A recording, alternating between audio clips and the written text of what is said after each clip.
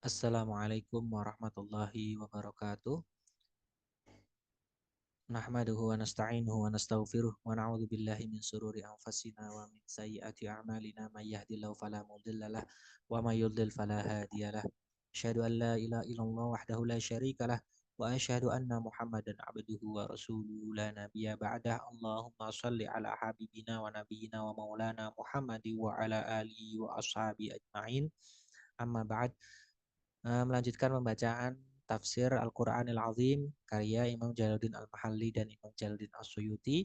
Lanjut ke surah ke-96. Surah Al-Alaq. Asbabun nuzul surat Al-Alaq. Bismillahirrahmanirrahim, dengan nama Allah yang Maha Pemurah lagi Maha Penyayang. Imam Ibnul Munzir telah menyampaikan sebuah hadis melalui Abu Hurairah radhiyallahu anhu yang telah menceritakan bahwa Abu Jahal telah berkata kepada teman-teman sekelompoknya, "Apakah kalian menginginkan supaya muka Muhammad dilumuri dengan pasir di hadapan kalian?" Mereka menjawab, "Ya." Lalu Abu Jahal melanjutkan perkataan, "Demi Lata dan Uzza, jika aku melihat seorang yang sedang melakukan sholat, maka benar-benar aku akan injak lehernya dan menaburkan pasir kepada mukanya." Maka Allah menurunkan firman-Nya, "Ketahuilah, manusia itu benar-benar melampaui batas." Surat Al-Alaq ayat 6. Kalla innal insana layatgha. Imam Ibnul Munzir, Imam Ibnu Jarir telah menyampaikan sebuah hadis yang bersumber dari Ibnu Abbas radhiyallahu anhuma yang telah menceritakan sesungguhnya Rasulullah SAW sedang melakukan sholat. Tiba-tiba muncul Abu Jahal mendatanginya seraya mencegahnya. Lalu Allah menurunkan firman-Nya, "Bagaimana pendapatmu tentang orang yang melarang seorang hamba ketika dia mengerjakan sholat? Aro'aital ladzi yanha abadan ida sholat." Sampai firman-Nya, nasiyatin kadzibatin khoti'ah, yaitu ubun-ubun orang yang mendustakan lagi durhaka. Imam Turmuzi telah menyampaikan sebuah hadis. Demikian pula imam ahli hadis lainnya bersumber dari Ibnu Abbas radhiyallahu anhu yang telah menceritakan bahwa Nabi Muhammad SAW sedang melakukan sholat, tiba-tiba datanglah Abu Jahal menuju kepadanya seraya mengatakan, "Bukankah aku telah mencegah dan melarangmu mengerjakan hal ini, yakni sholat?" Nabi Muhammad SAW menghardik dan mengusirnya. Tetapi Abu Jahal malah berkata, "Sesungguhnya kamu telah mengetahui bahwa tiada seorang pun di kota Mekah yang memiliki teman senadi lebih banyak daripada diriku." Maka Allah Subhanahu wa taala menurunkan firman-Nya, fal yad'una dia sana da'uz zabaniyah. Maka biarlah dia memanggil golongannya untuk menolongnya. Kelak kami akan memanggil malaikat Zabaniyah. Imam Turmuzi memberikan komentarnya bahwa hadis ini berpredikat hasan bagi sahih. Kita baca surah Al-Alaq. A'udzubillahi minasyaitonirrajim. Bismillahirrahmanirrahim. Surah Al-Alaq artinya segumpal darah. Ini diturunkan di Mekah, ya, di Makkiyah. 19 ayat. Mulai dari permulaan ayat sampai firman-Nya malam ya'lam adalah ayat yang pertama kali diturunkan. Diturunkan di Gua Hira. Demikianlah menurut hadis yang diriwayatkan oleh Imam Bukhari. Bismillahirrahmanirrahim, dengan nama Allah yang Maha Pemurah lagi Maha Penyayang. Iqra, bacalah. Maksudnya mulailah membaca dan memulainya. Bismi rabbikal ladzi khalaq, dengan menyebut nama Tuhanmu yang menciptakan semua makhluk. Khalaqal insana, dia telah menciptakan manusia atau jenis manusia. Min alaqin, dari alaq. Lafaz alaq merupakan bentuk jamak dari lafaz alaqoh, artinya segumpal darah yang kental. Iqra, Bacalah, lafaz ayat ini mengukuhkan makna lafaz pertama yang sama. Wa rabbukal akramu, dan Tuhanmulah yang maha paling pemurah. Artinya tiada seorang pun yang dapat menandingi kemurahannya. Lafaz ayat ini sebagai hal dari domir yang terkandung di dalam lafaz Iqra. Alladzi 'allama, yang mengajar manusia menulis, bil qalami, dengan kolam. Orang pertama yang menulis dengan memakai kolam atau pena ialah Nabi Idris alaihissalam. Allamal insana, dia mengajarkan kepada manusia atau jenis manusia malam ya'lam, apa yang tidak diketahuinya, yaitu sebelum dia mengajarkan kepadanya hidayah, menulis, dan berkreasi, serta hal-hal lainnya.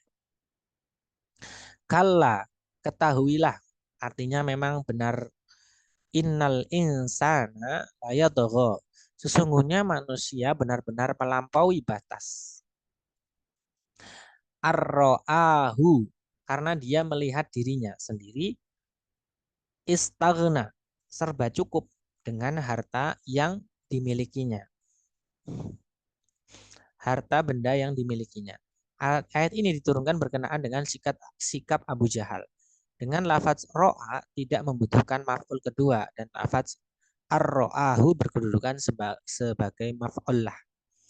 Inna ila rabbika, sesungguhnya hanya kepada Tuhanmu lah, hai manusia, ar-ruj'a, tempat kembali, yakni kembali kalian nanti. Karena itu dia kelak akan memberi balasan kepada orang yang melampaui batas sesuai dengan dosa-dosa yang telah dilakukannya. Di dalam ungkapan ini terkandung ancaman dan peringatan buat orang yang berlaku melampaui batas. Aro'aita, bagaimana pendapatmu? Lafaz aro'aita dan dua lafaz lainnya yang sama nanti mengandung makna ta'ajjub. Alladzi yanha, tentang orang yang melarang, yaitu yang dimaksud adalah Abu Jahal. Abadan, seorang hamba, yang dimaksud Nabi Muhammad SAW, idza sholla, ketika dia mengerjakan sholat. Aro'aita inkana, bagaimana pendapatmu jika orang yang dilarang itu alal huda, berada di atas kebenaran. Au artinya huruf au di sini menunjukkan makna taksim.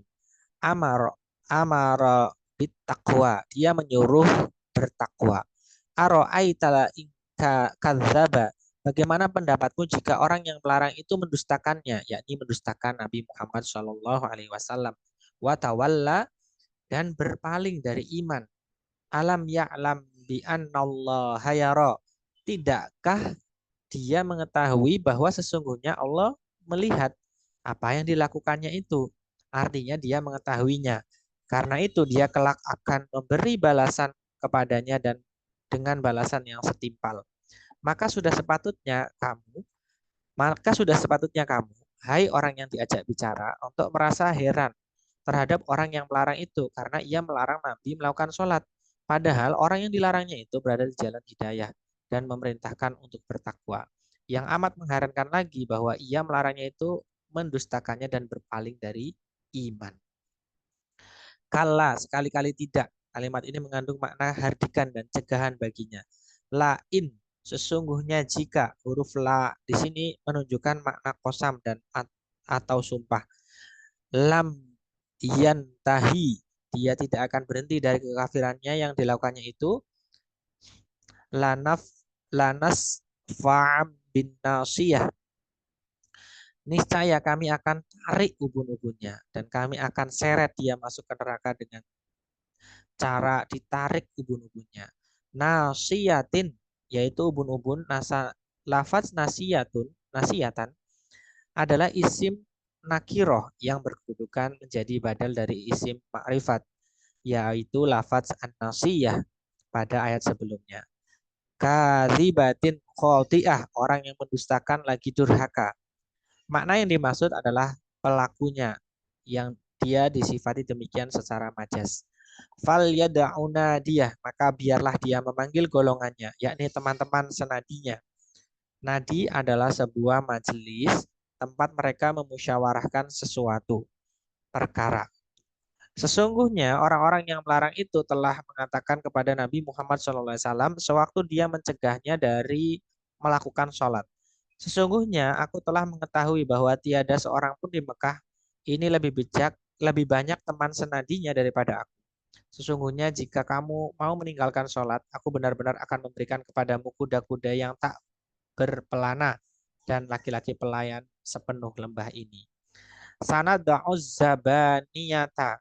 Kelak kami akan memanggil malaikat zabaniyah. Mereka adalah malaikat-malaikat yang terkenal sangat bengis lagi kejam untuk membinasakannya sebagaimana yang telah disebutkan dalam salah satu hadis, yaitu seandainya dia benar-benar memanggil golongan senadinya, niscaya dia akan diazab malaikat zabaniyah secara terang-terangan.